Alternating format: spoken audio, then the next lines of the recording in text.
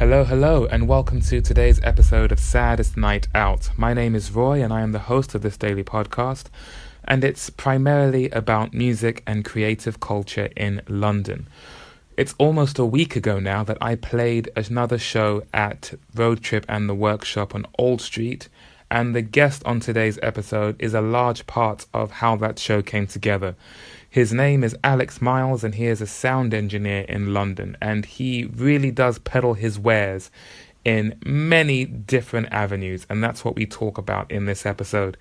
How he came to be a sound engineer at Roadtrip and the Workshop, as well as the numerous other places where he does this work, what he has his eyes set on in the future, and just what it is that captures his imagination the most. So this is me talking to Alex Miles after my show at Roadtrip and the Workshop. Enjoy this chat, and I'll catch up with you a bit more afterwards. We're still downstairs at Roadtrip and the Workshop. The music is off, the night is over, and I'm here with the star who helped make all of this happen. Will you kindly introduce yourself to the listeners? Hey, I'm Alex Miles, and I've been helping out with tonight's gig, and just been doing the sound and just been enjoying it, really. Again, he's saying that of his own volition. I didn't make him say he's enjoying it. Thank you so much. It's the second night that we've worked together, and it's fantastic to have you each time. Thank you very much. Cheers. When did you start doing sound in London? So it's been I think I started off about a year ago, but I do it once a month, only for a couple of hours. Started off getting the job just randomly because I work in a music shop in High Barnet called the Sound Garden, and just by some coincidence, some guy's like, I'm looking for a sound guy starting off something called the Teenage Market, and just wanted to know if you know anyone who does sound. I was like, well, I did create sound design, which is making music for film and games at uni. It's same kind of like you can use physics and stuff like that, and know how to use miking and all that kind of stuff, same skills, but it's just basically just for live. So I was like, I'll give it a shot, go on then.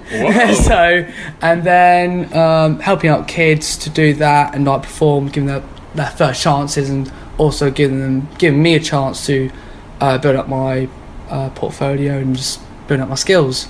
And then from then got another job, which is here, getting a bit more professional sound after I got more confident with it, and then also been working with another kind of workshop with other kids where they learn the song separately. For example, I don't know, Bohemian Rhapsody or Yellow by Coldplay or something like that, and then they come together as a band as the first time ever, and I'm doing the sound for them, and then I have to change without any sound check whatsoever, do the sound and then play, and then next song with a completely different band, different instruments, all that stuff. So it's really set me up for the past, I think that's been the past 3 months really, including here at Roadtrip, doing that new workshop with the kids, and then Teenage Market was been about a year now. Wow, so it started kind of fortuitously. Someone came into your store and said, I'm looking for this, and you thought, yeah, sure, why not? Of course, yeah. Before that event happened, what was your plan with music? Was that something you were set on doing, or were you just open, see what comes your way? Well, while doing creative sound design at uni, I was like really intrigued with music, everything. So I was like so passionate to try and literally get anything with it and just get a taste of something and see if I like it. And pretty much whatever I've been doing, I've been enjoying. Yeah. So also been doing photography as well, in correlation really, because I do photography for bands and stuff like that, then doing videos and stuff like that for bands. Been doing social media for another music school, which was my old guitar teacher actually back in the day before I went to uni, called Al Pascal Music. So I've been doing videos, photography for them, doing social media. So everything I do is music related because I just love doing it. And you're quite a man about town as well. I can respect that. Yeah. So when did this real passion for music in all its facets start? When did you first take such an interest in music? Because the way you talk about your passion in music, I'm surprised you haven't yet said anything like I make music or I've got a SoundCloud or anything like that. It's all ways to help other people kind of take the stage with their music and what you can do to support them. Yeah. So going back to when you first took an interest in music, were you at some point the guy with the acoustic guitar playing Wonderwall, or were you always more interested in something a little more off the beaten path? I think it was like, so when I was about 10 or 11, I got my like first guitar and stuff like that, and that came kind of sparks from my my dad's taste of music.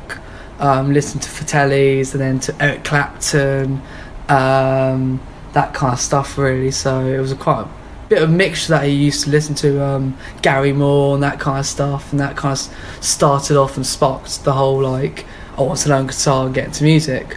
But for the first few years I was like all grades and stuff, which kind of like was a bit of a downer really. And then from there, once I actually went to uni, I was like, actually I don't want to learn guitar at uni, but I do want to do something with music.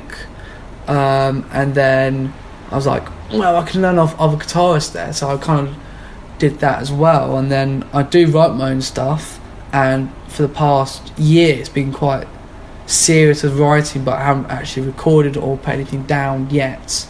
It's all been like recording myself in video and get my ideas down, but haven't had time for that because I've been focused on Being around helping other people getting their music out really. So there is somewhere amongst all the other stuff that you do for other people, there is an interest in your own music and making some stuff. Now I understand you recently went to an event which is, it sounds like a bit of an insight into your taste in music as well. So where have you been recently? So I've been to a place called Arctangent Festival, which is based in just about South Bristol, or in Fernhill Farm it's called.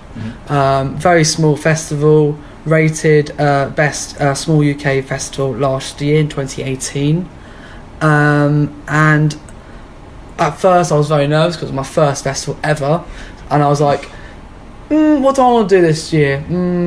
Go to a festival on my own, which is a very weird thing to do. But the weirder thing was I've never been to a festival ever, especially for someone who's really involved in music.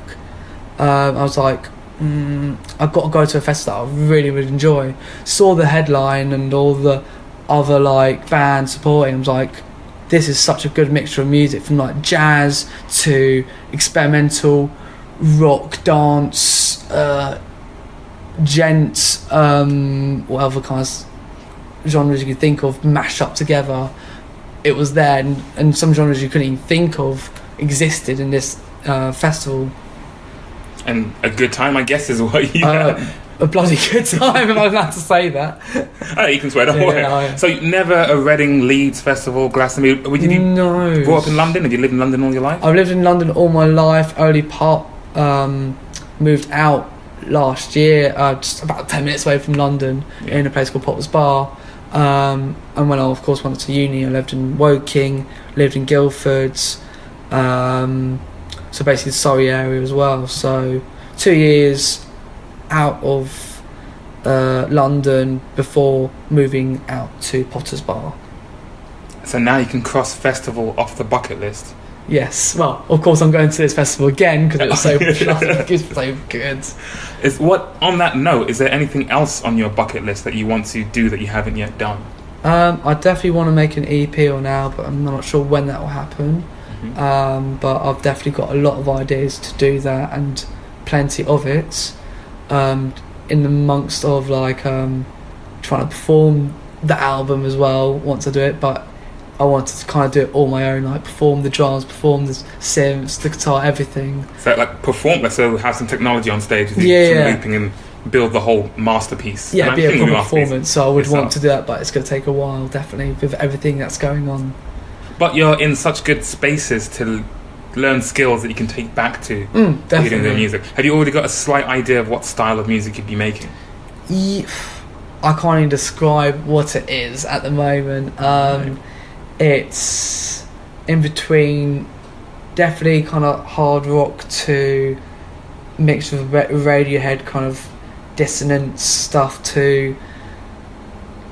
I don't know if it must have been done before, but maybe the whole idea of like how Jack Garrett does his own stuff all by himself, that kind of idea, mixed up with like heavy rock with I don't know exactly what direction it's going to go, but that's how it's going at the moment, really. That sounds exciting. Is there anywhere online that people can follow at this moment, or are you not really in that space yet? I haven't been in that space yet. I used to put guitar videos a few years ago on my Instagram, but now my Instagram is just purely photography stuff now, and will be starting a music one soon, but I don't know exactly when that will start.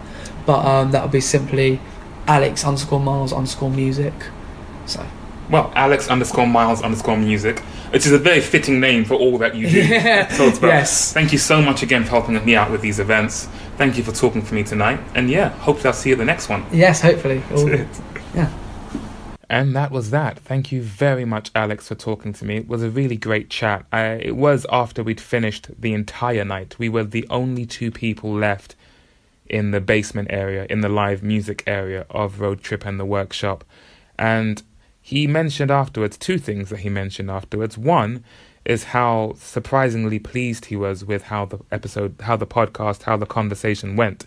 I am going to go ahead and hazard a guess that this is his first time being interviewed in this capacity.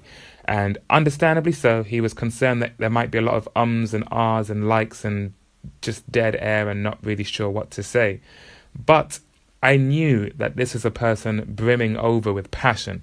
All I'd have to do is slightly open the door and he would happily walk through and talk me through everything that he's interested in. And there's quite a lot he's interested in. He is fantastic at our shows. So I can only imagine what he's like at the teenage market working with kids. And I drew a little bit of a parallel between what he does and what I try to do with the open mics, but after we finished recording. So first he talked about how pleasantly surprised he was at how well the chat went. He also said that he would like to shout out, or maybe next time we talk he will in more detail, but he talked about how he got into music in the first place. And it was when he was in year 10, I believe. His music teacher at the time was encouraging at a time when Alex himself wasn't too encouraging with himself about pursuing music. He didn't think he had what it took, so he was a bit pessimistic about it. But his music teacher continued to encourage him, and well, look where Alex is now. So it's really heartwarming to think that Alex might be having that same effect on the people that he works with as well. And such is the circle of life, etc., yada yada. But thank you very much, Alex, for talking to me. I don't have the links to the different projects he's working on yet, but such is the wonder of modern technology. I will add those links as soon as I have them, so stay tuned. Otherwise, thank you all for listening. Sorry it's been a little bit of a break since the last time we spoke, but I will hopefully get back on the regular thing now. Thank you all for listening, and I'll catch you on the next one. Take care.